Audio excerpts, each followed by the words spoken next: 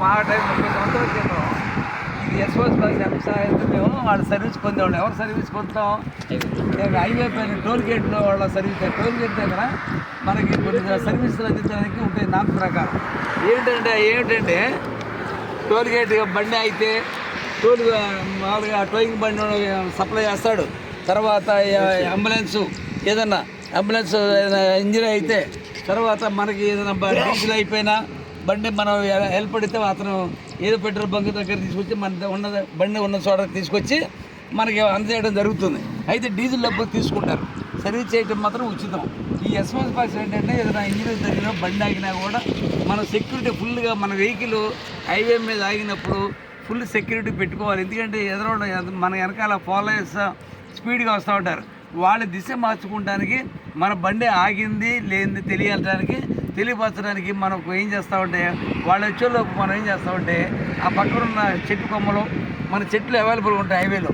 ఆ కొమ్మలు ఎన్ని దూరంగా 50 మీటర్ల నుంచి 100 మీటర్ల వరకు దూరంలో మనం అక్కడ ఎడంగా పెడతాం. అప్పుడు ఏమవుతుంది, లాంగ్ నుంచి వచ్చేవాడు మన వెనకాల అదే లేన్లో వచ్చేవాడు వాడు ఇది బండి ఆగిందని గమనించి ఏం చేస్తాడు, వాడి దిశ మార్చుకుంటాడు. ఏంటి, వాళ్ళు లెఫ్ట్లో ఆగిందని బండి రైట్కి వెళ్తాక ప్రయత్నం చేస్తాడు. ఎప్పుడంటే ఎటువంటి యాక్సిడెంట్ దారి తీయదు. కాబట్టి ఎస్ఓఎస్ బాక్స్ ఎప్పుడు దీనికి ఎక్కడ కనెక్ట్ చేయబడి ఉంటుందంటే ఒక టోల్ గేట్ కనెక్ట్ చేయబడుతుంది. నువ్వు ఇక్కడ బటన్ నొక్కుతావు, కింద స్పీకరు, పైన మన వాళ్ళు చెప్పే ఓల్స్ ఉంటాయి. ఇక్కడ నొక్కగానే ఇది మీకు ఇక్కడ నుంచి మనకి మాట్లాడే మాట మనకి వినపడుద్ది.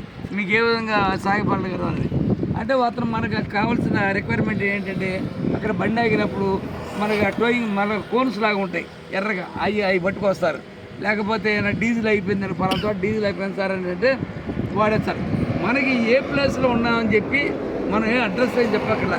ఇది వెంటనే ఎక్కడి నుంచి ఎస్ఓఎస్ బాక్స్ ఫిట్ చేసింది కోడ్ వాడికి వెళ్ళుద్ది టోయింగ్ అక్కడ టోల్ గేట్ దగ్గరికి. ఆ టోల్ గేట్ ఆటోమేటిక్గా పలానా చోట బండి ఉందని చెప్పి వాడు వస్తాడనమాట. ఇప్పుడైతే ఏం చేస్తున్నారు, ఆటోమేటిక్గా సెల్ ఫోన్లో ఆపరేట్ చేసుకున్నారు.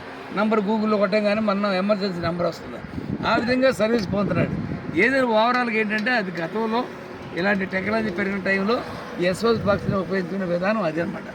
టోల్ గేట్ ఇది కంప్లీట్గా ఎక్కడ ఈ ఎస్ఓఎస్ బాక్స్ ఎక్కడున్నా సరే ఈ బటన్ నొక్కితే టోల్ గేట్ దగ్గరకు మాత్రం వెంటనే రీచ్ అవుతుంది. వాళ్ళు రెస్పాండ్ అవుతారు.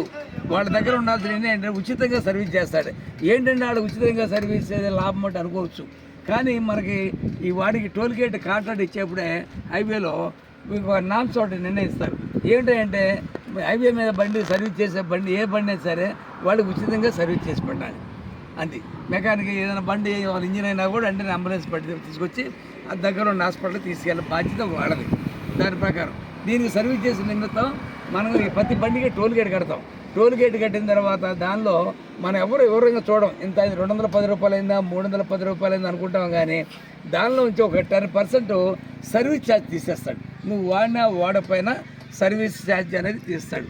ఈ డబ్బులు అందరూ వాడడం కదా, అందరికీ అవసరం ఉండదు. కాబట్టి కొత్త అవసరం ఉన్న వాళ్ళకి ఇంపార్టెంట్ ఉన్న వాళ్ళకి సర్వీస్ అని అందజేస్తారన్నమాట.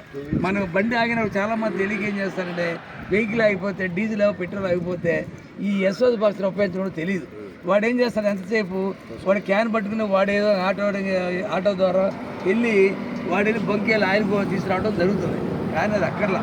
ఈ ఎస్ఓఎస్ బాక్స్ పూర్తి తెలిసింది కాబట్టి ఎక్కడైనా దారిలో ఎప్పుడైనా మనకి ఇబ్బంది కలిగితే ఏరే ఆరోగ్య రీత్యా కానీ ఇంజరీస్ అయినా బండికి తగిలి ఆ ఇంజరీ అయినా కూడా తర్వాత మన బండి ఆగినా కూడా వాళ్ళు సహాయం పొందొచ్చు. మనకి ఫుల్ రైట్స్ ఉన్నాయి.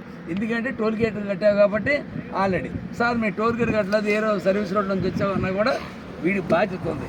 నువ్వు ఆ రోడ్డును ఉపయోగించుకున్నప్పుడు ఆ రోడ్డులో ప్రయాణం చేసే ప్రతి వ్యక్తికి అతనికి అవసరం అయితే మాత్రం నువ్వు సర్వీస్ అందించాల్సిన బాధ్యత ఉంది. ఎస్ఓఎస్ బాక్స్ ఇవి 2 వీలర్స్ కూడా వర్క్ చేసేయండి.